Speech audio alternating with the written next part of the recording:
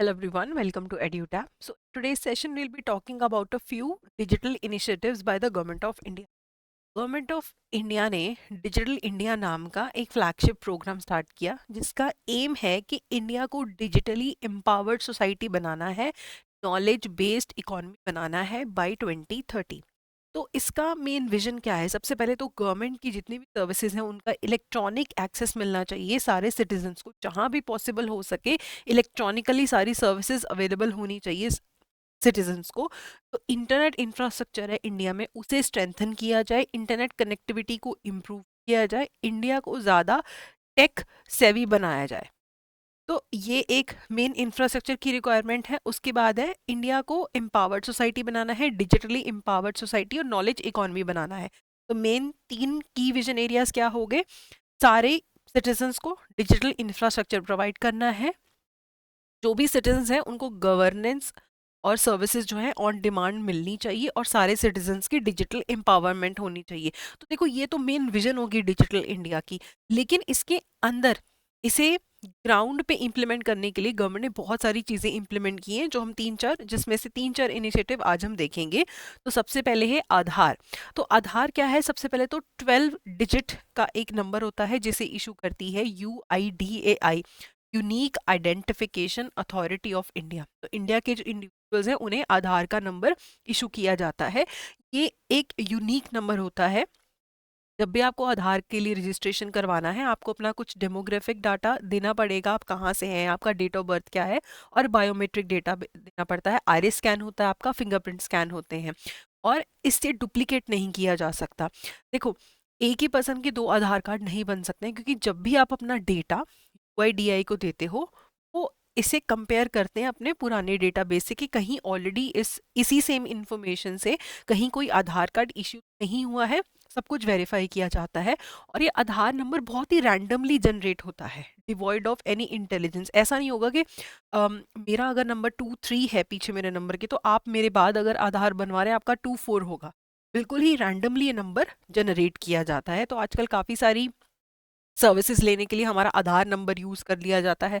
आपको नया mobile connection लेना है, आप आधार नंबर के थ्रू यूज़ कर सकते हो। बहुत सारी गवर्नमेंट सर्विसेज हैं जहाँ पे ऑथेंटिकेशन के लिए आधार नंबर आपका मांगा जाता है। उसके बाद है डिजी लॉकर। डिजी लॉकर बहुत ही ज़्यादा प्रैक्टिकल और यूज एक फंक्शन है जो गवर्नमेंट ने, सर्विस है जो हमें प्रोवाइड करी है। तो एक ऐप है, ठीक है, डिजी लॉकर एक ऐप है, आप अपने फ़ोन पे उसे डाउनलोड करते हैं और आप बहुत सारे जो अपने डॉक्यूमेंट्स हैं, स्कूल की मार्कशीट, कॉलेज की मार्कशीट, आपका पासपोर्ट, आपकी आईडी प्रूफ, इवन आपका जो पैन कार्ड है, आपका जो ड्राइविंग लाइसेंस है, सब कुछ आपका डिजी लॉकर ऐप पे आप डाउनलोड कर सकते हैं।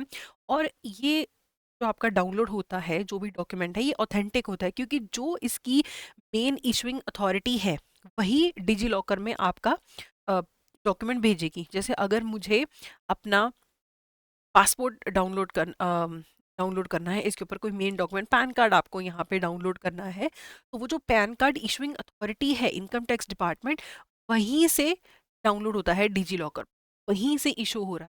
CBSE से अगर आप पढ़े हो, वहां से अगर आपकी मार्कशीट है, तो CBSE ही उसे इशू करेगा डिजी लॉकर पे। तो ऑथेंटिक होता है जो भी यहाँ पे डॉक्यूमेंट आता है। तो मान लो अगर आपको पुलिस रोकी है कि आपके पास ड्राइविंग लाइसेंस नहीं है, तो आप बोलोगे है मेरे फ़ोन में, आप डिजी लॉकर में इसे दिखा सकते हो, और वो ऑथेंटिकेटेड माना जाएगा जो आपका डिजी लॉकर का डॉक्यूमेंट होगा। तो आपको कहीं पे भी डॉक्यूमेंट एक्सेस करना है, आप कर सकते हो। जो डॉक्यूमेंट है वो डायरेक्टली आपके रजिस्टर्ड इशूअर से ही आता है आपका डॉक्यूमेंट, ठीक है। और बहुत सारे ऑफिशियल डॉक्यूमेंट्स हैं, पर यूज़र 1 GB डेटा का स्पेस मिलता है क्लाउड कंप्यूटिंग यूज करके, क्लाउड स्पेस यूज करके डिजी लॉकर पे हर पर्सन को 1 GB का स्पेस मिलता है डिजी लॉकर, ठीक है। और यहाँ पे बिल्ट इन क्लाउड जो आपको स्टोरेज स्पेस मिलती है, ये आपके आधार नंबर से लिंक्ड होती है, और आप अपने डॉक्यूमेंट्स को शेयर भी कर सकते हैं ऑनलाइन डिजी लॉकर यूज करके। कई बार आप कहीं फॉर्म फिल करते हैं ना, वहाँ पे बोलेंगे या तो आप इसकी कॉपी अपलोड करो वेबसाइट पे, या फिर आप डिजी लॉकर के थ्रू लिंक कर दो। तो बहुत सारे ऐसे बेनिफिट्स हैं जो डिजी लॉकर के थ्रू मिल रहे हैं। उसके बाद है ई साइन, ई सिग्नेचर। तो ई साइन जो है ये अलाउ करती है पैन कार्ड और आधार कार्ड होल्डर को कि अपने डॉक्यूमेंट्स को क्विकली कहीं से भी डिजिटली साइन कर दे। ठीक है, तो online electronic signature service is made possible by authenticating the Aadhaar holder via the Aadhaar e-KYC service. तो आधार कार्ड यहाँ पे भी यूज हो रहा है ऑथेंटिकेशन के लिए। तो जो भी ऑर्गेनाइजेशंस है जिन्हें रिक्वायरमेंट है कि बहुत सारे लोग अपने साइंड पेपर सबमिट करें, जैसे digi locker, income tax authorities हैं, पासपोर्ट ऑफिस हैं, तो उनके लिए भी ई सिग्नेचर बहुत ज़्यादा बेनिफिशियल है कि कहीं से भी कोई भी पर्सन अपना ई सिग्नेचर करके डॉक्यूमेंट को ऑथेंटिकेट कर सकता है। उसके बाद डिजिटल इंडिया इनिशिएटिव के अंदर और भी एक चीज़ है, गवर्नमेंट ई मार्केट प्लेस। देखो, गवर्नमेंट के जितने भी डिपार्टमेंट्स हैं, गवर्नमेंट की मिनिस्ट्रीज हैं, गवर्नमेंट के पीएसयूज हैं और भी ऑटोनमस बॉडीज हैं, उन्हें बहुत सारी चीज़ें प्रोक्योर करनी होती। अब इंडिया चाहता है इस टाइम पे कि कैशलेस एक तो सर्विसेज अवेलेबल और सब कुछ ट्रांसपेरेंसी से हो। गवर्नमेंट क्या खरीद रही, क्या बेच रही है, वहीं से क्यों खरीद रही है, सब कुछ एक ट्रांसपेरेंट तरीके से होना चाहिए। तो गवर्नमेंट ई मार्केट प्लेस, जिसे जेम भी बोल दिया जाता है, एक online end to end market place है, end to end online market place है, जो गवर्नमेंट डिपार्टमेंट्स को, मिनिस्ट्रीज को हेल्प करती है कि वो ऑनलाइन प्रोक्योरमेंट कर दे, जो भी उनके गुड्स एंड सर्विसेज को उनको प्रोक्योरमेंट करनी है, सारा प्रोसेस ऑनलाइन हो जाए। टेंडर आएगा, उसमें से सिलेक्शन होगी, सब कुछ ऑनलाइन होना चाहिए ताकि ट्रांसपेरेंसी बनी रहे। तो इसने पोजीशन ले ली है अब directorate general of supplies and disposals की। तो पहले क्या होता था, सब कुछ पेपर के थ्रू होता था कि पहले टेंडर आ रहा है, फिर वो पूरा प्रोसेस हो रहा है, लंबा टाइम चलता था। लेकिन अब सब कुछ ऑनलाइन हो रहा है कि अगर आप ही बेचना चाहते हैं गवर्नमेंट को, गवर्नमेंट ने मान लो कोई फर्नीचर एक्वायर करना है अपनी नई बिल्डिंग के अंदर, ऑनलाइन ही टेंडर निकलेगा, ऑनलाइन ही आप अपना बिड सबमिट करेंगे और ऑनलाइन ही सिलेक्शन हो जाएगा और पूरा प्रोसेस जो है ट्रांसपेरेंसी से चलेगा, जिसे गवर्नमेंट ई मार्केट प्लेस कहा जाता है। एक ऑनलाइन प्रोक्योरमेंट प्रोसेस है, वहां से होता है सब कुछ। अब इनसे रिलेटेड एमसीक्यूज कर लेते हैं। Which of the following documents can be stored in DigiLocker? Physical passport, school text books, Aadhaar, PAN and driving licence, या ऑल ऑफ दी अबव? तो देखो, फिजिकल पासपोर्ट तो नहीं होगा ना, क्योंकि ऑनलाइन क्लाउड पे सब कुछ सेव हो रहा है, ना ही स्कूल टेक्स्ट बुक्स होती हैं इसमें। ये हमारे डॉक्यूमेंट्स के लिए है basically, Aadhaar card, PAN card, driving licence. तो सी जो है यहाँ पे करेक्ट आंसर है। अगला है, who issues Aadhaar cards in India? तो ये बहुत ही ज्यादा सिंपल क्वेश्चन है। Unique identification authority of India, IDAI ही सब कुछ संभालता है जहां आधार कार्ड्स की बात आती है। अगला है, which of the following is correct regarding DigiLocker? It uses cloud computing, बिल्कुल सही। Cloud compute, it gives unlimited space to the user, नहीं। 1 GB स्पेस मिलता है ना पर यूजर, तो ये वाला स्टेटमेंट गलत हो जाता है। Indian citizen who sign up for DigiLocker account get a dedicated cloud storage space that is linked to their Aadhaar number.